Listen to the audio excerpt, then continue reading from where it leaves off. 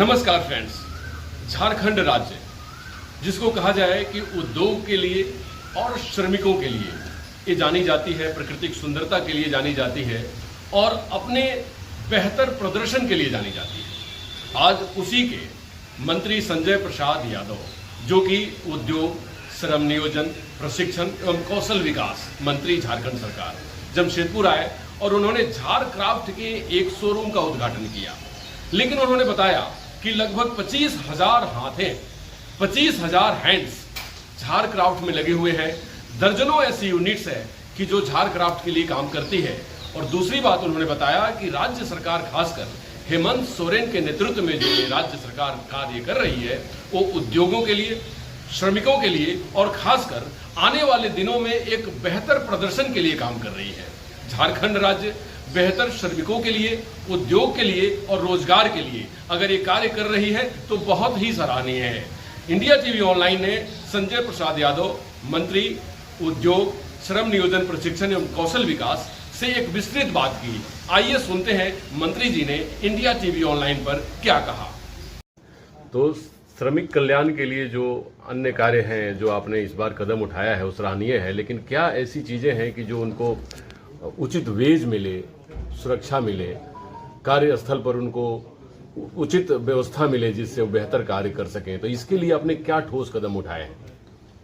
देखिए, हम पहले भी आप लोगों को बता चुके हैं और अभी भी बता चुके हैं कि जो सरकार का पॉलिसी है, जो नियम है, उस पर हम लोग जरा सा भी कोई अगर गलत करेगा तो हम लोग बर्दाश्त नहीं करेंगे। और जो कार्मिकों को मजदूरी मिलना चाहिए, जो कार्मिकों को सेफ्टी मिलना चाहिए, वो सारे चीज़ों पे हम लोग का नियंत्रण है। अभी आप देखे होंगे कि रामगढ़ में जिस तरह से एक बड़ी घटना घटी, कई लोगों की जान चला गया और मैं खुद वहाँ पे विजिट किए और उसमें जिस तरह से गड़बड़ियाँ किया, कार्मिकों के साथ ज़बरदस्ती काम कराना, सेफ्टी नहीं देना और बगैर सेफ्टी का काम करना। जो हमारे कार्मिक हवाई चप्पल पहन के आ रहा है, वो हवाई चप्पल पे ही काम कर रहा है, सही वेतन नहीं मिल रहा उसको, जो उसका सही मजदूरी तय है वो नहीं मिल रहा। तो इस तरह की गड़बड़ियों को हम लोगों ने जो है अपने स्तर से देख रहे हैं और चीज़ों को हम लोग बेहतर कैसे हो और वैसे लोगों पे नियंत्रण कैसे हो, उसके लिए भी काम कर रहे हैं। और अभी हम लोगों ने जस्ट अभी एक सप्ताह बाद इसी महीने में हम लोग मीटिंग करके कि भाई जितने भी फैक्ट्रियाँ हैं या जो भी उद्योग कंपनियाँ लगाया है, वो पूरा सीसी कैमरा में रहे और वो सीसी कैमरा हम लोगों ने राजधानी से मॉनिटरिंग कराएंगे। वो एक सेल बनाएंगे ताकि आए दिन किसी मजदूरों की हत्या ना हो, किसी वजह किसी कारणों से उसकी जान नहीं जाए। क्योंकि एक जान जाने से उसके पूरे परिवार घर से बेघर हो जाते हैं, उनके बच्चे बेघर हो जाते हैं, उनके माँ पिताजी का सेवा करने वाला कोई नहीं होता है। तो इस तरह से गड़बड़ियाँ ना हो, उसको हम लोगों ने चिन्हित किए हैं और उसको कंट्रोलिंग करने के लिए हम लोगों ने पूरी व्यवस्था करना है। मंत्री जी, श्रमिक कल्याण बोर्ड के तहत काफी कल्याणकारी योजनाएं होती हैं, खासकर श्रमिकों के बच्चों की शिक्षा और उनके वजीफे और अनेक सारी योजनाएं। तो क्या उसके विषय में कहना चाहते हैं? श्रमिक कल्याण बोर्ड को क्या और मजबूत करने की क्या प्रक्रिया चल रही है? सरकार की भी यही दायित्व है और हमारे माननीय मुख्यमंत्री जो है हेमंत सोरेन जी ने जिस तरह से ये सारे चीज़ों पे नज़र रखे हैं, चूँकि हम लोग गरीब के बेटे हैं, किसान मजदूरों के बेटे हैं, हम लोग भी उसी कार्मिक जीवन से यहाँ तक आए हैं, तो उनकी भी स्थिति को हम लोग जानते हैं और उसमें जितना बेहतर हो सके उसको हम लोग मजबूत करेंगे ताकि उनके आने वाला पीढ़ी को कोई दिक्कत ना हो, उसके लिए हम लोग काम करेंगे। और असंगठित क्षेत्र के मजदूरों के लिए भी कई एक ऐसी योजनाएं हैं जो लंबित हैं, क्योंकि उनका पंजीकरण हो गया, उनके स्वास्थ्य की सुविधाएं हो गई, या अनेक फैक्ट्रियों में जो उनके साथ दुर्व्यवहार होता है। जैसे अभी एक मुद्दा उठा कि 300 रुपये उनको मिलता है, जबकि एक हमारा उसका मानक अलग है। तो क्या उसके विषय में क्या चल रही है? पहले भी पता होगा, या जो मेरे विभाग में जो आप देखे होंगे उद्योग में या श्रमिक में, तो इसमें आप देखे होंगे कि हम लोगों ने क्विक एक्शन लेते हैं। अगर इस तरह की कोई शिकायत कहीं से भी आता होगा तो आपको घंटा भर में रिजल्ट मिलता होगा और कैसे हम लोग एक्शन लेते हैं ये आपको पता होना चाहिए। और आप ही लोग के माध्यम से हम लोग सार्वजनिक भी इसको करते हैं। तो निश्चित रूप से देश के साथ साथ जो विदेशों में भी हमारे राज्य के कार्मिक रहते हैं, उसको भी हम लोग रजिस्ट्रेशन करा करके सभी लोगों को हम लोग डायरेक्शन दिए हुए कि बिना रजिस्ट्रेशन का बाहर कोई भी कार्मिक हमारा ले जाएगा और वो कहाँ काम कर रहा है, उसका मोबाइल नंबर, पूरा सिस्टम को हम लोग जो है उसको बनाए हुए, ताकि हमारे नॉलेज में रहे कि हमारा घर का परिवार या जो हमारा श्रमिक कहीं दूसरे राज्य में गया, दूसरे देश में गया, तो कहाँ काम कर रहा है, उसकी क्या स्थिति है, उसके साथ कैसा व्यवहार हो रहा है, उसको सही मजदूरी मिल रहा है या नहीं मिल रहा है, ये सारे चीज़ों पे हम लोगों ने नियंत्रण कर रहे हैं। ये 4 लेवल अगर इस तरह का कहीं भी किसी प्रकार की कोई शिकायत अगर मिलता है तो आप लोग भी हमें बता सकते हैं, और आप लोग को ये पता चल जाएगा कि भाई कितना जल्द जो 17 साल राज बंटवारा में कभी नहीं हुआ और आज के डेट में उसका 6 घंटा 5 घंटा 10 घंटे में रिजल्ट मिलता है। तो यही उपलब्धि है इस तरह से। इस नए श्रम कानून आया है, इसमें बहुत सारे बदलाव हो रहे हैं, वेज स्ट्रक्चर में बदलाव हो रहा है, उस पर आप लोग को क्या निर्णय, क्या पहल कर रहे हैं? कि भारत सरकार का जो गाइडलाइन आया है और जो राज्य सरकार का गाइडलाइन है, उन दोनों को मिला करके जो बेहतर होगा उसमें हम लोग काम कर रहे हैं। राज्य सरकार का भी जो पॉलिसी है, केंद्र सरकार का भी जो पॉलिसी है, और हम समझते हैं दोनों को मिला करके पॉलिसी जो बेहतर हो, चूँकि उनका भी सोच है कि भाई हम अपने देश के श्रमिकों को किस तरह मजबूत कर सकें, उनको कैसे लाभान्वित कर सकें, उनके परिवार खुशहाल कैसे रहे, उसकी मजदूरी कितना तय हो ताकि उसको कोई कठिनाई नहीं। तो निश्चित रूप से इस पर काम चल रहा है और बेहतर काम हो रहा है।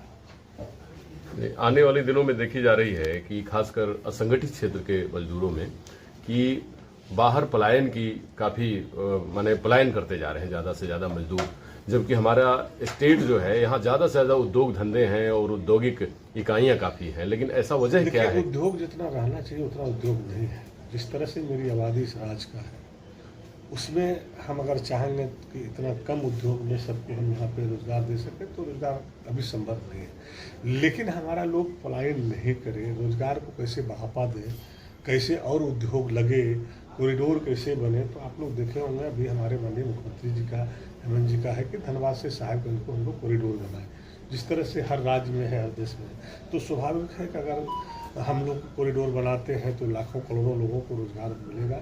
जो हमारा लोग पलायन कर रहा है, गांव के घर का लोग जो बाहर जा रहा है, जहां कई कठिनाइयों को झेलना पड़ता है, परिवार को छोड़ के, माँ पिताजी को छोड़ के, बच्चे को छोड़ करके बाहर काम करता है, तो काफ़ी कठिनाइयाँ होता है। तो उसके लिए बेहतर रोजगार का भी प्लानिंग चल रहा है। चूँकि एक दिन में तो भूख बुझा नहीं सकता है। आप समझ रहे हैं, राज बंटवारा होने से आज जो है करीब 25 साल हो गए। अब 25 साल में 17 साल बीजेपी ने राज किया। बड़े बड़े जो है मेला भी लगाया उद्योग का। देखे होंगे कि रघुवर दास जी के समय में भी अरबों रुपया खर्चा किया, देश विदेश से जो है यहाँ पे लाखों करोड़ों लोगों को, उद्योगपति को बुलाया, लेकिन रिजल्ट टाइट फिश हो गया। राज का पैसा भी बर्बाद हुआ, लेकिन एक भी उद्योग नहीं लगा। तो हम लोग उस टाइप से काम करना नहीं चाहते हैं। हम लोग राज का पैसा को बचाते हुए, और हम चाहते हैं कि भाई हमारा राज कैसे डेवलप करे, यहाँ कैसे बड़े बड़े उद्योग आवे, कैसे कॉरिडोर को हम लोग बढ़ावा दें। तो उसमें हम लोग काम कर रहे हैं, और पलायन कैसे रोके उसके लिए भी काम कर रहे हैं, उसके लिए बेहतर काम हो रहा है। मंत्री जी, आखिर में जानना चाहेंगे कि एआई, रोबोटिक्स और काफ़ी काम करने का मोड बदल रहा है। श्रमिकों को शिक्षा की ज़रूरत है, ट्रेनिंग की ज़रूरत है, जो कि कंप्यूटर की शिक्षा हो गई, एआई की, आर्टिफिशियल इंटेलिजेंस की हो गई। आप स्वयं तकनीक से काफ़ी लगाव रखते हैं, उसके लिए क्या योजना बना रहे हैं? आप देखे होंगे कि हमारा जो है स्किल डेवलपमेंट इसीलिए कहीं चल रहा है ना, उसमें कई चीज़ों का ट्रेनिंग दिया जा रहा है। भाषा के साथ साथ टेक्निकल चीज़ों का भी ट्रेनिंग दिया जा रहा है। हर एक राज्य का अलग अलग भाषा है, हम लोगों ने उस भाषा को भी सम्मिलित कर रहे हैं कि जिस राज्य की जो भाषा है उस भाषा को भी ट्रेनिंग देंगे हम लोगों ने। और जितनी कंपनियां हैं या जो भी इंजीनियरिंग डिपार्टमेंट है, जिस तरह का फैक्ट्रियाँ लगा रहा है उसकी भी ट्रेनिंग दें कि जो हमारा लोग आज बेंगलोर में, चेन्नई में, हैदराबाद में, कई अन्य राज्यों में जा कर के दूसरे राज्यों में काम करता है। तो अगर हमारे यहाँ अगर वैसे फैक्ट्री लगते हैं, वैसे उद्योग लगते हैं, तो हम उसको यहाँ सुविधा दे सकते हैं, उसको यहीं पे नौकरी दे सकते हैं। बाहर क्यों जाएगा हमको? इसीलिए कहते हैं स्किल डेवलपमेंट में हम लोग ट्रेनिंग दे रहे हैं। मंत्री जी, उद्योगों को बढ़ावा देने के लिए सरकार की ओर से क्या किया जा रहा है? और दूसरा है कि आपका ट्रेड यूनियन ही लगातार ठेका मजदूरी पड़ता है, सारे उसको बंद करने के सरकार लिए के द्वारा ही किया जा रहा है, तो भारत सरकार के द्वारा थोड़ी आ रहा है, राज्य सरकार के द्वारा ही किया जा रहा है।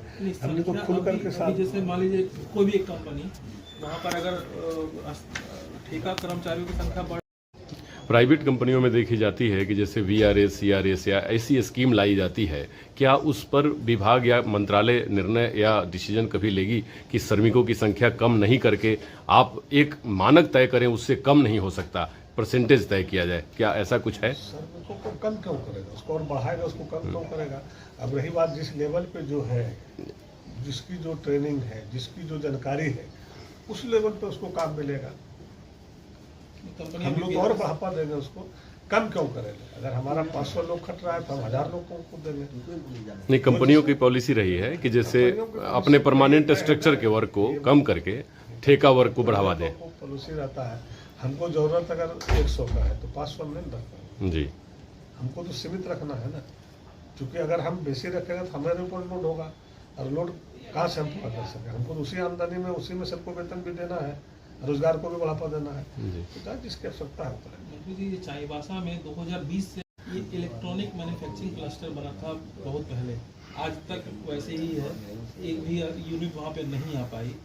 उसके लिए कोई पहल, क्योंकि बना स्ट्रक्चर है वहाँ पे? इसके विषय में मुझे जानकारी नहीं है, अगर वैसा आप लोग को जानकारी है तो उसका जो बना रहा था या जो कंपनी लिया होगा या कौन सरकार ने इंफ्रास्ट्रक्चर बना के दी है, कंपनी आके बस वहाँ पे अपना स्टार्टअप कुछ भी किसी भी तरह का यूनिट उसमें चला सकती है, लेकिन आज तक 2016 में था, उसके बाद से आज तक एक भी कंपनी नहीं लग पाई। उसको हम लोग दिखवा लेते हैं, हमारे नॉलेज में नहीं है। वो बहुत हमें अभी 1.5 साल हुआ है। जी जी जी, वो बहुत सारे चीज है कि जानकारी नहीं है, लेकिन आप बोल रहे हैं तो उसको हम जांच करा लेते हैं। वो इलेक्ट्रॉनिक जैसे हब बनने का एक सिस्टम था, और जी बोल रहे हैं तो वही चीज जी जी तो बता दिए ना, उसके विषय में हमारे नॉलेज में नहीं है, लेकिन आपके माध्यम से मुझे बताया गया तो उसकी जांच करा लेते हैं कि भाई क्या कारण है, क्यों नहीं उसमें आगे बढ़ रहे हैं, जी, कहाँ दिक्कत है, तो उसको कैसे आगे रास्ता निकाल सकते हैं, उसके लिए तो पहल करेंगे।